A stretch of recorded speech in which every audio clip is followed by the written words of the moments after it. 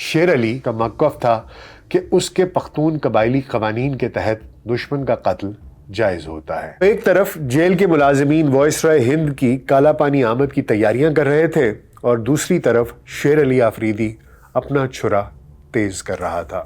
ایک پٹھان نے اپنا عہد پورا تو کر دیا مگر اسے یہ نہیں علم تھا اس کا یہ اقدام ہندوستان اور انگلستان دونوں کی ہسٹری کا ایک انمٹ باب بن جائے گا۔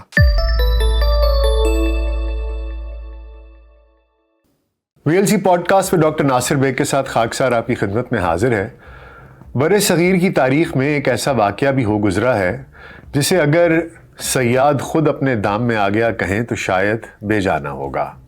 یہ واقعہ اگرچہ بر صغیر کی تاریخ کا ایک اہم حصہ ہے لیکن برطانوی ہسٹری کا بھی ایک اہم باب بن چکا ہے۔ قابل ذکر بات یہ ہے کہ یہ واقعہ ہندوستان کے کسی علاقے میں رونما نہیں ہوا بلکہ دور دراز ایک ایسے خوفناک جزیرے پر رونما ہوا جہاں زندگی خود موت کی دعائیں مانگا کرتی تھی۔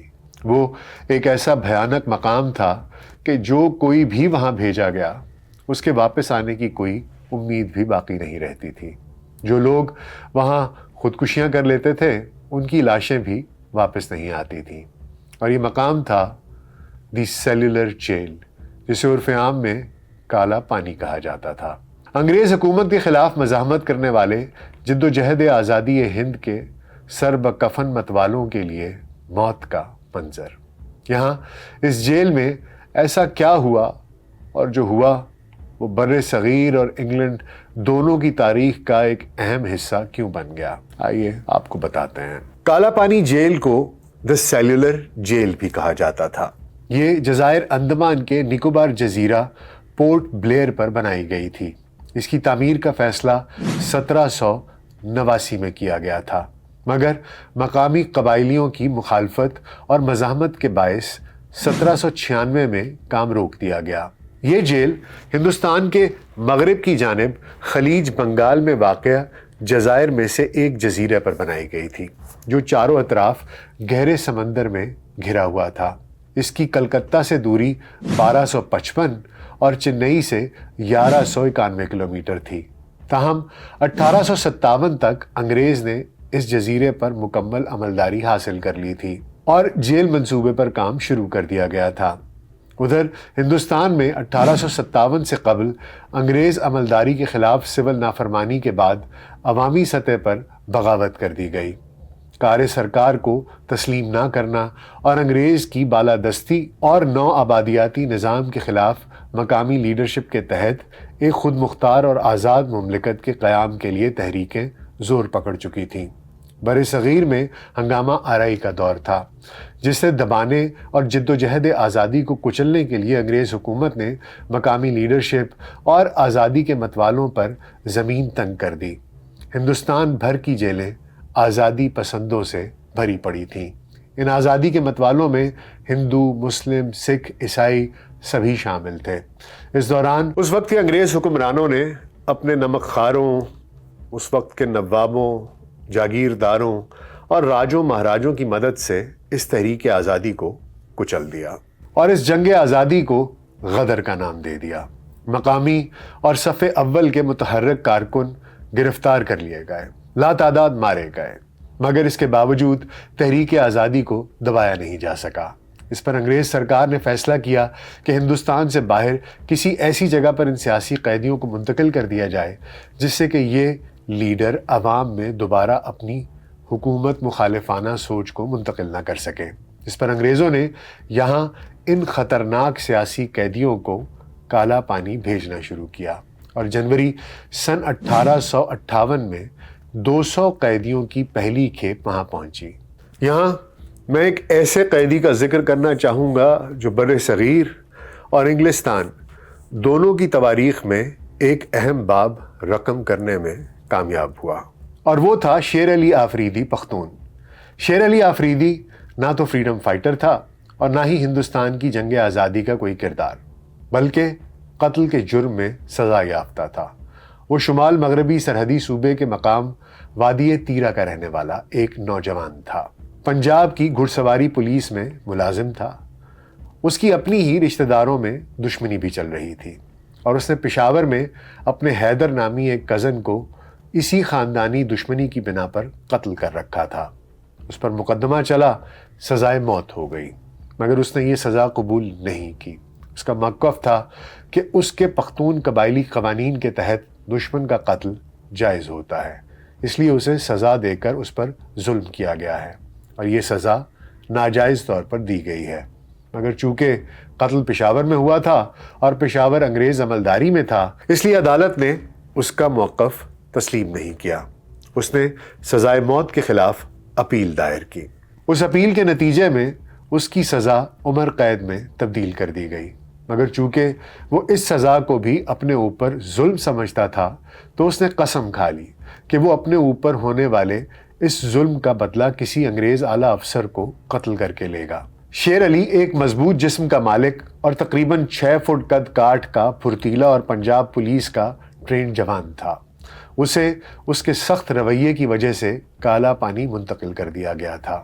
کالا پانی میں بھی اس کی اکڑ نہ گئی، اسے ہمہ وقت ہتھکڑیوں اور بیڑیوں میں رکھا جاتا، مگر اس کے باوجود اس نے ایک روز جیل کے سنتری سے اس کی سنگین چھین لی۔ اسے قابو تو کر لیا گیا، مگر سنگین اس نے کہیں غائب کر دی۔ اس پر بے پناہ تشدد کیا گیا، مگر اس سے سنگین برآمد نہیں کرائی جا سکی۔ اب شیر علی کالا پانی میں کسی انگریز افسر کی آمد کا انتظار کرنے لگا۔ اس تاریخی واقعے کا دوسرا اور اہم کردار لارڈ میو تھا۔ وہ برٹش انڈیا کا چوتھا وائس رائے تھا۔ اس سے قبل لارڈ کیننگ، لارڈ ایلگن اور لارڈ لارنس ہندوستان کے وائس رائے رہے۔ لارڈ میو 12 فروری 1822 کو ڈبلن آئرلینڈ کے ایک اعلیٰ خاندان میں پیدا ہوا۔ اعلیٰ تعلیم حاصل کرنے کے بعد اس نے سیاست میں قدم رکھا اور برٹش کنزرویٹو پارٹی کا رکن بن گیا۔ متعدد بار اسمبلی کا رکن رہا، بطور چیف سیکرٹری آئرلینڈ خدمات بھی سر انجام دیں اور برٹش اسٹیٹسمین بھی رہا۔ لارڈ میو نے روس سمیت دنیا کے بہت سے دیگر ممالک کی سیاحت کی۔ اپنی سیاحت کے دوران اس نے مختلف ممالک کے لوگوں کے بود و باش، رہن سہن کے طور طریقے جانے، ان کے معاشی اور سیاسی سوجھ بوجھ کی جانکاری لی، ان کی عسکری اور نیول قوت اور جنگی طور طریقوں کی آگاہی لی اور بہت کچھ سیکھا۔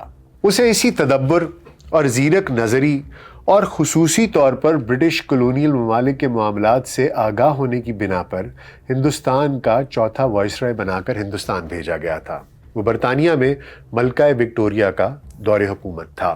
وائس رائے سلطنت برطانیہ کے با اختیار نمائندے کو کہتے تھے، جو کلونیل ممالک کے نظم و نسق کو سلطنت کے احکامات کے مطابق چلاتا تھا۔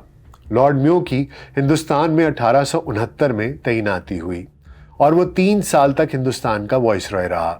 اس کا شمار ہندوستان کے سب سے زیادہ سیر و سیاحت کرنے والے وائس رائےوں میں ہوتا ہے۔ اس نے اپنے 3 سالہ دور حکومت میں تقریباً 20,000 میل کا سفر طے کیا۔ اس سفر کا زیادہ تر حصہ گھوڑوں کی پیٹھ پر تھا۔ اس کے علاوہ ہندوستان میں اپنی تقرری کے دوران اس نے انگریزی اعلیٰ افسروں کے لیے دستیاب ٹرانسپورٹ کے تمام دیگر وسائل بھی استعمال کیے۔ لارڈ میو نے اپنی تعیناتی کے دور میں برصغیر میں بہت سی اصلاحات کی، مرکز اور صوبوں کے مابین مالیاتی معاملات کا طریقہ کار متعارف کرایا۔ 1872 میں برصغیر میں پہلی مرتبہ مردم شماری کرائی۔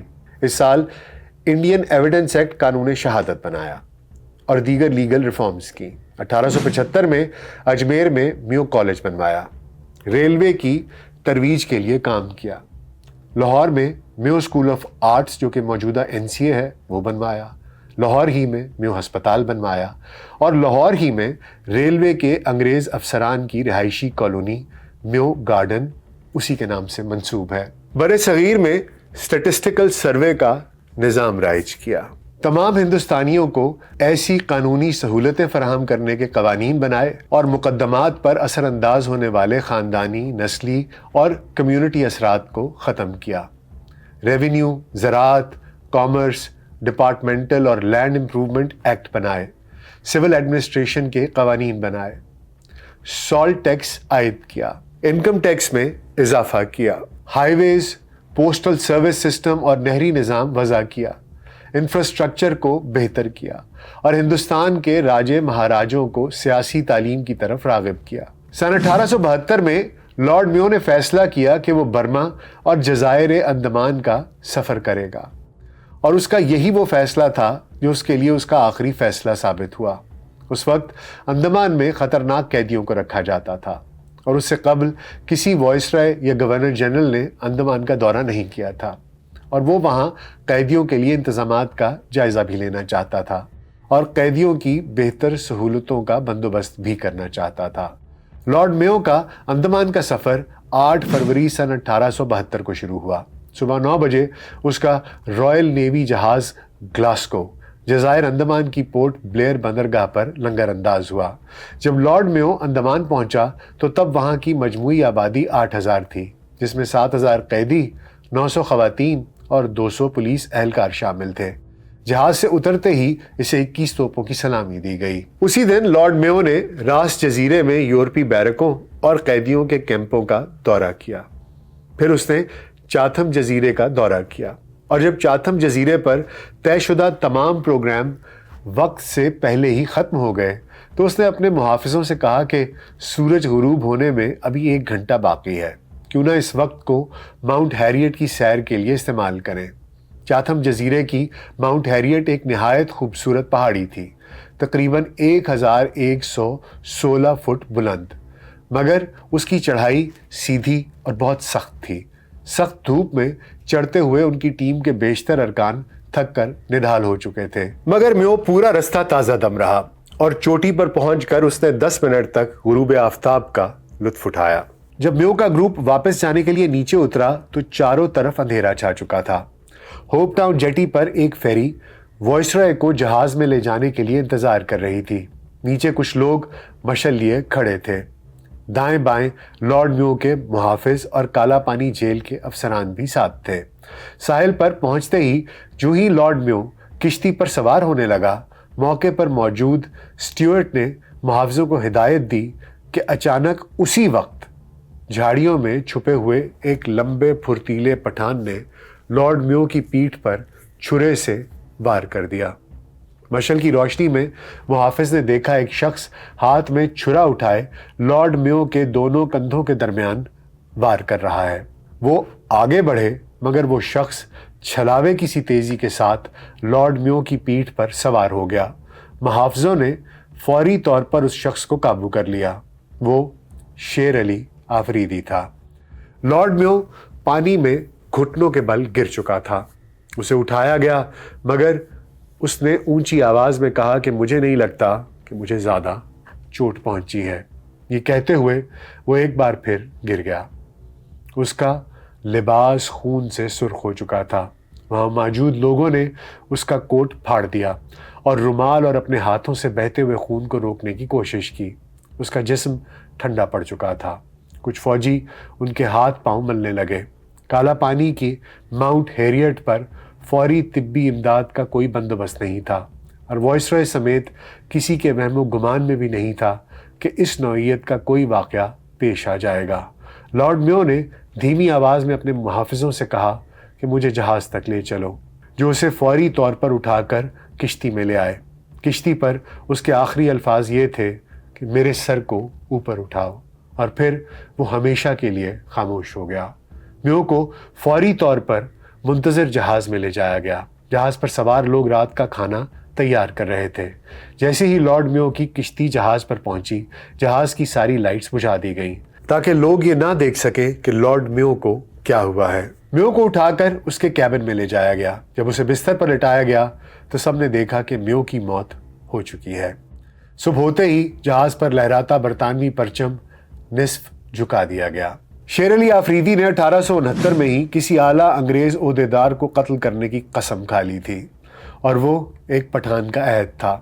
کالا پانی میں سزا کاٹتے ہوئے اس نے 3 سال تک اپنے شکار کا انتظار کیا تھا، اور اس نے 8 فروری سن 1872 کو لارڈ میو کی کالا پانی آنے کی خبر سنی تو ایک طرف جیل کے ملازمین وائسرائے ہند کی کالا پانی آمد کی تیاریاں کر رہے تھے، اور دوسری طرف شیر علی آفریدی اپنا چھرا تیز کر رہا تھا۔ یہ چھرا وہی سنگین تھی جو اس نے 3 سال قبل جیل کے سنتری سے چھین کر چھپا دی تھی۔ 3 سال کے طویل انتظار کے بعد وہ بہت زیادہ چست نظر آ رہا تھا۔ اس کے عہد کی تکمیل ہونے والی تھی۔ لارڈ میو کے قتل کے بعد شیر علی کو بھی اسی جہاز پر لایا گیا جس پر میو کی لاش رکھی گئی تھی۔ وہاں جب برطانوی حکام نے شیر علی سے پوچھا کہ انہوں نے ایسا کیوں کیا تو ان کا جواب تھا خدا نے حکم دیا تھا۔ اور جب اسے پوچھا گیا کہ اس کام میں کسی نے اس کی مدد کی تو اس نے کہا کسی نے نہیں کی، صرف اللہ نے کی۔ شیر علی پر مقدمہ چلا، اسے سزائے موت سنائی گئی اور پھر اس کی موت کے پروانے کو ضابطے کے مطابق نظر ثانی کے لیے کلکتہ ہائی کورٹ کو بھیج دیا گیا۔ 20 فروری سن 1872 کو ٹریبیونل نے سزا کی تصدیق کی اور 11 مارچ 1872 کو شیر علی کو کالا پانی کے اپر آئلینڈ میں پھانسی دے دی گئی۔ ایک پٹھان نے اپنا عہد پورا تو کر دیا مگر اسے یہ نہیں علم تھا کہ اس کا یہ اقدام ہندوستان اور انگلستان دونوں کی ہسٹری کا ایک انمٹ باب بن جائے گا۔ آج بھی یہ واقعہ تاریخ میں زندہ ہے اور ہمیشہ رہے گا۔ لارڈ میو کی میت کو سرکاری اعزاز کے ساتھ 2 دنوں تک گورنمنٹ ہاؤس میں رکھا گیا۔ اس کے بعد اسے پہلے بمبئی اور پھر ڈبلن آئرلینڈ لے جایا گیا جہاں 25 اپریل 1872 کو ریاستی اعزاز کے ساتھ اسے ایک چرچ کے صحن میں دفن کر دیا گیا۔